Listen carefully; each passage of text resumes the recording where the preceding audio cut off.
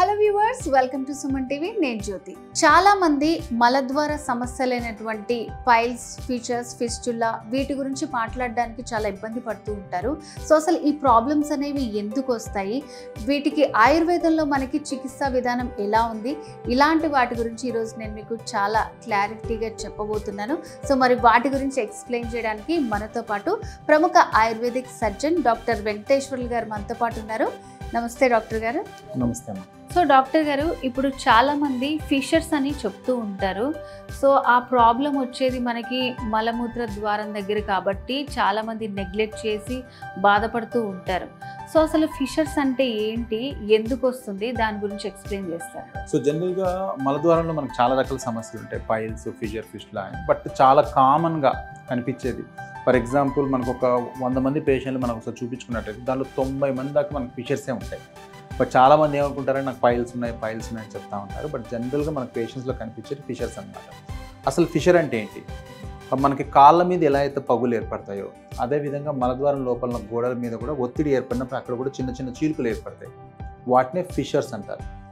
Okay, so అట్లా మలద్వారం మీద గోడల మీద ఎందుకు ఫిషర్స్ ఏర్పడతాయని చూసినప్పుడు, మలద్వారం గోడల మీద ఒత్తిడి ఏర్పడినప్పుడు, అంటే ఎప్పుడు ఒత్తిడి ఏర్పడుతుంది? కాన్స్టిపేషన్, మోషన్ బాగా హార్డ్ పాస్ అయినప్పుడు ఆ మలద్వారం చుట్టుపక్కల గోడలని పగిలి ఆ చుట్టుపక్కలంతా కూడా కట్స్ లాగా అవుతాయి. వాటిని ఫిషర్స్ అంటారు అనమాట.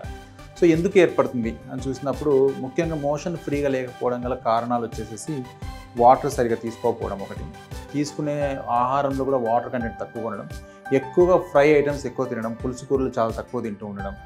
ఓకే, అండ్ బయట మైదా ఐటమ్స్ కానీ, పిజ్జాలు కానీ, బర్గర్లు కానీ కొంచెం ఎక్కువ తినడము, అండ్ లేట్ నైట్ ఫుడ్. వీటి వల్ల ఏమవుతుందంటే మీకు స్టూల్లో వాటర్ కంటెంట్ బాగా తగ్గిపోయింది. దానివల్ల స్టూల్ పుష్ చేయాల్సి వచ్చినప్పుడు పేషెంట్ కొంచెం హార్డ్గా ప్రెషర్ పెట్టాల్సి వస్తుంది. అలా వెళ్ళినప్పుడే ఈ మలద్వారం లోపల గోడల మీద ఒత్తిడి ఏర్పడి మనకు చిన్న చిన్న చీలికలు ఏర్పడతాయి. సో అంటే మన ఫుడ్ హ్యాబిట్స్ బాగోలేకపోవటం వల్ల ఇలాంటి ప్రాబ్లమ్స్ జనరల్గా మన దైనందిక చర్యలు సరిగా లేకపోవడం వల్ల ఈ కారణంగా చెప్పవచ్చు. బట్ ఇవి కాకుండా కొన్ని వేరే కారణాలు కూడా ఉంటాయి. For example IBS, irritable bowel syndrome కానీ, క్రాన్స్ కానీ, అల్సరేటివ్ కోలైటిస్ కానీ, ఇట్లాంటి పెద్ద పేగుకు సంబంధించిన రోగాలు ఉన్నా, యానల్ క్యాన్సర్స్ ఉన్నా, కొన్నిసార్లు ప్రెగ్నెన్సీ, పోస్ట్ ప్రెగ్నెన్సీ కూడా చాలా కామన్గా బేబీ యొక్క ప్రెషర్ వల్ల కూడా మనకు ఫిషర్స్ ఏర్పడతాయి.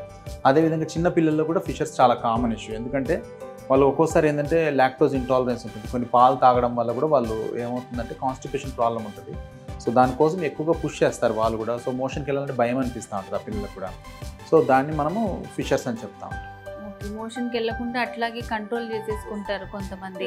సో ప్లేసెస్ నచ్చగా పెద్దవాళ్ళు కూడా ఆ మోషన్ పాస్ చేయడానికి ప్లేస్ సరిగ్గా లేకుండా కంట్రోల్ చేసుకున్నప్పుడు ఇలాంటి ప్రాబ్లమ్స్. ఆఫీస్కి వెళ్ళారనుకోండి, వాళ్ళు ఫర్ ఎగ్జాంపుల్ లేట్ నైట్ ఎప్పుడో ఫుడ్ తీసుకున్నారు, త్వరగా లేట్ నైట్ పడుకున్నారు, ఇప్పుడు మార్నింగ్ 6:30కి వాళ్ళకి ఆఫీస్ ఉంది. సో వాళ్ళు ఏం చేస్తారంటే డెఫినెట్గా 6:30కి వెళ్ళినప్పుడైతే మోషన్ అయితే పాస్ అవ్వదు. ఎందుకంటే ఆ ముందు రోజు తిన్నది మాత్రం మీరు ఎప్పుడో 11:30గా అది ఫుల్గా డైజెస్ట్ అవ్వదు. సో దానివల్ల మీరు మళ్ళీ ఇంకొక అర్జు ఉంటుంది మధ్యాహ్నం పూట ఎప్పుడో.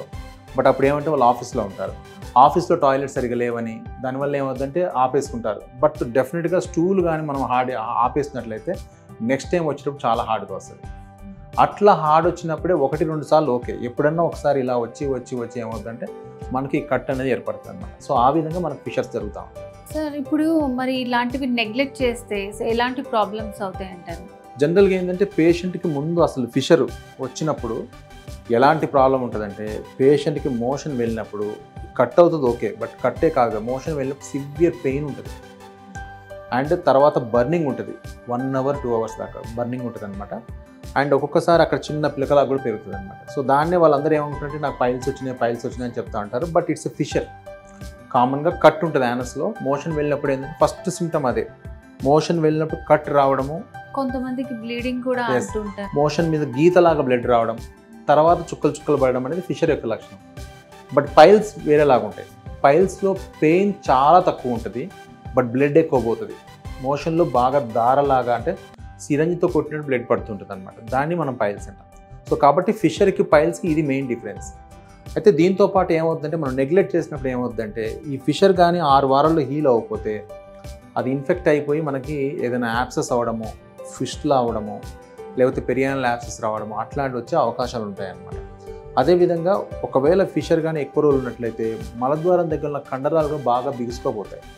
దానివల్ల ఏమవుతుందంటే మోషన్కి వచ్చే మార్గంలో ఉన్న రక్త సరఫరా బాగా తగ్గిపోయి ఆ ఫిషర్ అనేది హీల్ కాకుండా పేషెంట్కి నెక్స్ట్గా ఫిస్టులా కానీ యాప్సెస్ కానీ వచ్చే అవకాశాలు ఎక్కువగా ఉంటాయి. సో మరి ఈ ఫిషర్కి ఆయుర్వేదంలో ఎలాంటి ట్రీట్మెంట్ ఉంటుందండి? సో జనరల్గా ఏంటంటే దీనికి చాలా రకాల ప్రొసెసెస్ ఉంటాయి. బట్ ఆయుర్వేదంలో వచ్చేసరికి డైలటేషన్ అనే ప్రొసెసర్ ఉంటుంది, అగ్నికర్మ అని ఉంటుంది అనమాట. ఏం లేదు, అక్కడ ఉన్నటువంటి ఏ అయితే స్కిన్ ట్యాగ్ ఉంటుందో చిన్నగా ఫిషర్ పక్కన, దాన్ని మనం రిమూవ్ చేస్తాం. రిమూవ్ చేసి మోషన్ వచ్చే మార్గాన్ని కొంచెం మనం రిలాక్స్ చేసి అక్కడ ఉన్నటువంటి ఫిషర్స్కి బ్లడ్ సర్క్యులేషన్ పెరిగేలాగా మనం చూసినట్లయితే ఆటోమేటిక్గా ఫిషర్స్ అనేవి మానిపోతాయి. సో ఆ ప్రొసీజర్ కూడా చాలా సింపుల్గా ఉంటుంది. హాస్పిటల్లో ఉండాల్సిన అవసరం లేదు, లోకల్ అనస్థిషియాలో చేయొచ్చు, 1 అవర్లో వెళ్ళిపోవచ్చు పేషెంట్, బెడ్ రెస్ట్ అట్లాంటివి ఏం అవసరం లేదు. సో 3-4 వీక్స్లోనే మీకు ఆ ఫిషర్ అనేది కంప్లీట్గా హీల్ అయిపోతుంది అనమాట. సో నెగ్లెక్ట్ చేయకుండా మీరు చెప్పినట్టు వెంటనే వస్తే మనకి చాలా మంచి ఈజీ ట్రీట్మెంట్ ఉంది. డెఫినెట్గా. ఓకే అండి. సో ఫిషర్స్కి సంబంధించి చాలా మంచి అడ్వైస్ చేశారు. అసలు అది ఎలా వస్తుంది, సో దానికి చికిత్స కూడా ఎలా ఉంటుందని చాలా బాగా ఎక్స్ప్లెయిన్ చేశారండి. Thank you so much. So viewers చూసారు కదా, ఫిషర్స్కి సంబంధించి మీరు కూడా సఫర్ అవుతుంటే సో దాన్ని నెగ్లెక్ట్ చేస్తే చాలా ప్రాబ్లం అయిపోతుంది, సర్జరీల దాకా వెళ్ళాల్సి వస్తుంది. సో అలాంటిది ఏమీ లేకుండా చూసారు కదా, డాక్టర్ వెంకటేశ్వర్లు గారు చెప్పినట్టు ఆయుర్వేదంలో చాలా మంచి చికిత్సా విధానం ఉంది. సో మరి డాక్టర్ గారిని మీట్ అవ్వాలనుకుంటే స్క్రీన్ మీద కనిపిస్తున్న నెంబర్కి కాల్ చేసి పూర్తి వివరాలు తెలుసుకోవచ్చు.